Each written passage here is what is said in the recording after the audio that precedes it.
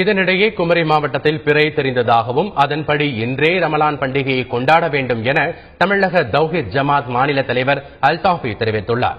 சென்னையில் செய்தியாளர்களிடம் பேசிய அவர், அரசியல் நெருக்கடியால் தலைமை ஹாஜி நாளை ரமலான் என அறிவித்துள்ளதை ஏற்றுக்கொள்ள முடியாது என்றும் தெரிவித்தார். பிறை பார்த்த அடிப்படையில் நாங்கள் பண்டிகை கொண்டாட வேண்டும் என்று எங்கள் மார்க்கத்தில் சொல்லித்தரப்பட்டிருக்கிறது. பிறை பார்த்த பிறகு அன்றைய தினத்தில் நோன்பு இருப்பது முஸ்லிம்களுக்கு தடுக்கப்பட்டிருக்கிறது.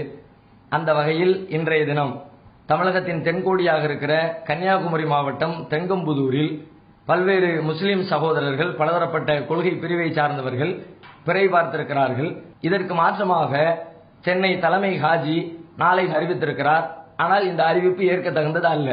முஸ்லிம்களுடைய மரபுக்கு, மார்க்கத்திற்கு எதிராக அரசாங்கத்துடைய ஒரு நெருக்கடிக்கு பயந்து அவர் இந்த அறிவிப்பை வெளியிட்டிருக்கிறார் என்று அவர் மீது நாங்கள் குற்றம் சுமத்துகிறோம்.